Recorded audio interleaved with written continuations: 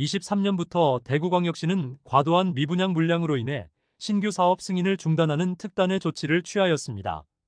그로 인해 2023년 2월 약 1만 4천호의 미분양 물량 정점을 찍은 이후 2024년 7월 말 대구시에서 발표한 미분양 수치는 9,738호로 1만 호 미만의 미분양 수치를 보여주고 있습니다. 그러나 대구시의 신규 사업 승인을 중단한 것과는 별개로 이미 승인되었고 사업을 진행한 후분양 단지는 언제든지 분양을 할 수 있고 그 시기를 조율 중입니다. 부동산 상승기에는 더 높은 분양가를 받기 위하여 일반 분양을 미뤘고 하락기에 접어들자 사업성이 없어져 분양 시기를 늦추기 급급한 상황입니다. 최근 버머 아이파크의 청약 경쟁률이 두 자릿수를 기록하면서 완판되며 일부 후분양 단지들이 점점 분양 일정을 잡아가고 있습니다. 그러나 또 하나의 후분양 단지였던 황금힐스테이트 리저브는 미분양으로 페이백 혜택을 제공하고 있었습니다.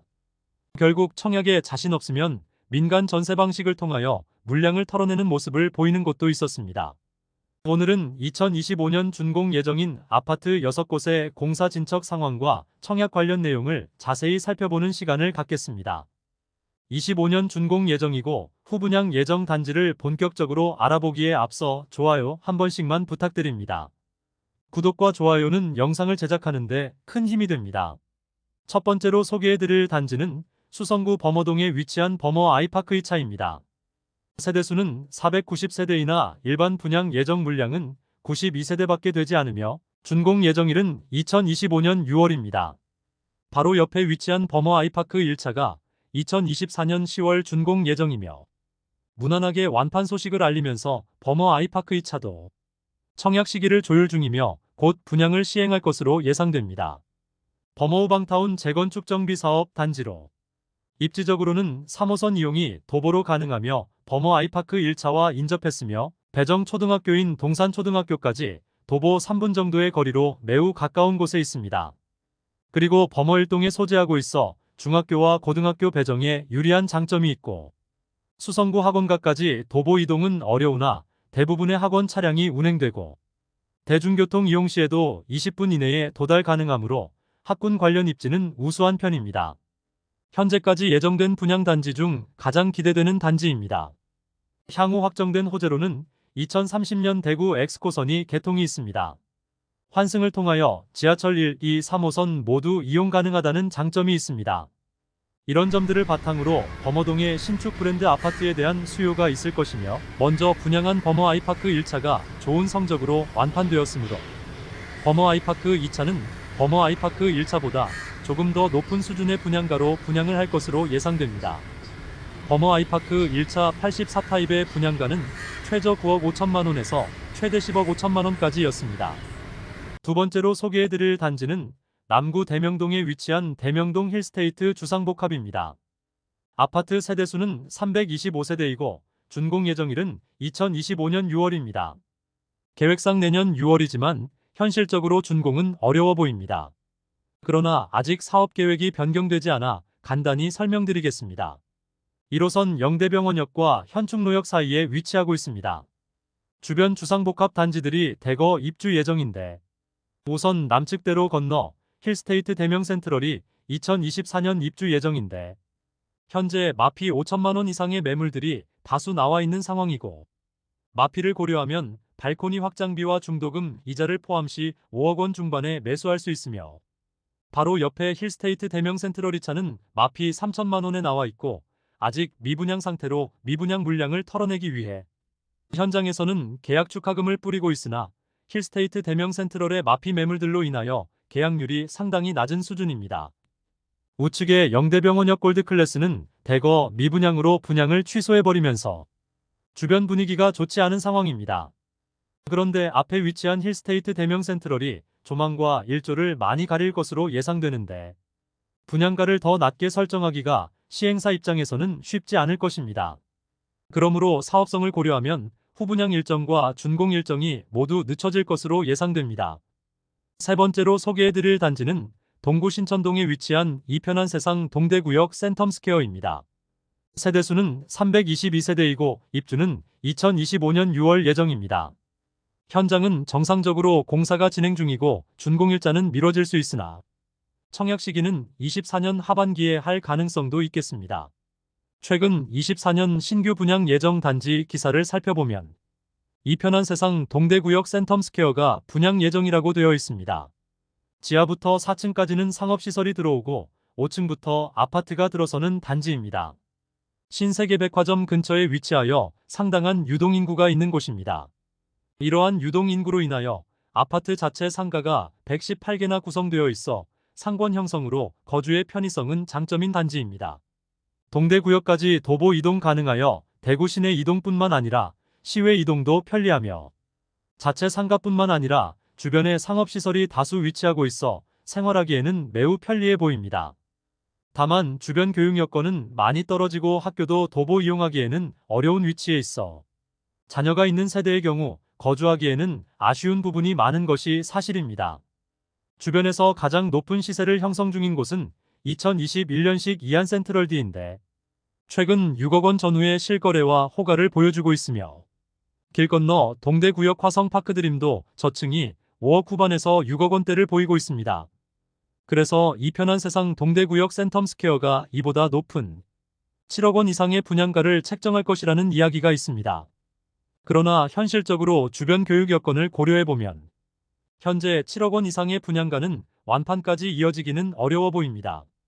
네 번째로 소개해드릴 단지는 중구 남산동에 위치한 반월당역 반도유보라입니다. 세대수는 119세대이고 입주는 2025년 11월 예정입니다. 파피에르라는 이름으로 현재 상업시설 55개에 대한 분양은 모두 완료한 상태입니다. 현대백화점과 동아백화점 맞은편에 위치하였으며 대구에서 가장 많은 상업시설이 형성되어 있는 반월당역 인근에 지어지는 아파트로 1호선과 2호선이 지나는 반월당역도 도보 5분 정도의 거리에 이용할 수 있다는 장점이 있습니다. 그러나 어린 자녀가 있는 세대가 이곳을 선택하기에는 교육시설이 조금 부족하다는 단점이 있습니다. 현재도 공사 중이며 현장은 10층 이상까지 올라온 상태이며 준공 예정 시기는 아직 변화가 없는 상태입니다. 주변 비교할 만한 단지는 입주 1년 차인 반월당역 서한포레스트가 있습니다. 반월당역 서한포레스트의 시세는 5억 2,500만 원 수준에서 형성 중이고 실거래가도 5억 초중반대에서 형성되고 있습니다. 시행사 입장에서 이 정도 가격에 분양을 할 생각은 없어 보이므로 분양 시기를 조금은 늦출 것으로 예상됩니다. 다섯 번째로 소개해드릴 단지는 달서구 감삼동에 위치한 삼정브리티시 감삼입니다. 아파트 세대수는 164세대이고 입주는 2025년 12월 예정입니다. 주변 주상복합 단지들이 너무 많은 상황에서 추가로 소규모 단지가 지어지고 있습니다. 연이어 입주가 이어지므로 분양 시기를 정하기 쉽지 않은 것으로 보이며 남측의 죽전역 화성파크드림이 입주 시기에 84타입이 마피 1억 2천만 원까지 나왔고 현재 4억 후반대의 호가를 보이고 있으며 또한 북측 대로변을 지나 용산자이의 경우 청약 당시 경쟁률이 100대 1을 넘길 정도로 엄청난 인기를 누렸으나 입주 시점에 마피 3천만 원 이상의 매물들도 나왔으므로 당분간 분양을 시행할 수 있을지 의문이 드는 단지입니다. 또한 이안엑소디움의 경우도 공사가 중단되면서 입주가 늦어지고 있고 소형 주상복합단지가 많은 감삼동 일대에 마피 1억 원 이상 단지가 속출하고 있어 성공적인 분양을 하기는 쉽지 않아 보입니다. 이안엑소디움은 대우산업개발 회생 절차 개시 신청으로 인해 공사까지 중단되고 재개되긴 했으나 주변 분위기는 더욱 좋지 않습니다. 이로 인해 삼정브리티시 감삼도 분양이 늦어질 것으로 예상됩니다. 여섯 번째로 소개해드릴 단지는 달서구 상인동에 위치한 상인센트럴자이입니다.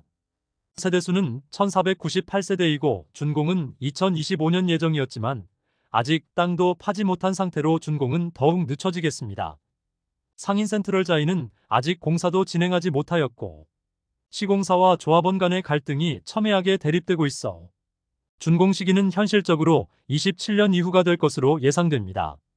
어떻게 보면 25년 후 분양 예정 단지로 소개해드리는 것이 맞지는 않지만 상인센트럴자이에 대한 소식을 많이 궁금해하시는 분이 있어 이번 영상에 포함하였으니 해당 단지 간단히 안내해드리겠습니다. 최근 추정 60분의 조합원들의 일상이 망가진 상황을 자세히 다루어주면서 악화되고 있는 현장 분위기를 자세히 볼 수 있었습니다. 시공사로 참여한 GS건설이 조합원들에게 최초에는 추가 분담금 없이 아파트를 지어주겠다고 했으나 모든 아파트를 철거하고 거주지가 없는 조합원들은 월세집을 전전하고 있는 안타까운 현실을 볼 수 있었습니다. 그러나 현재는 공사비 증가와 악화되는 분위기로 인해 높은 분양가로는 일반 분양이 성공할 수 없는 상황에 놓이자 GS건설에서 조합원들에게 추가 분담금을 요구하고 있는 상황입니다. 비단 상인 센트럴자이만의 문제가 아니라 전국 재개발, 재건축 단지도 동일하고 심지어 서울까지도 추가 분담금 문제로 골치를 썩고 있었습니다. 재개발, 재건축 또한 성공만 있는 것은 아니니 추정 60분이 이에 대한 자세한 내용을 보고 싶으신 분은 추정 60분 1363회 혼돈의 재건축편을 보시기를 추천드립니다.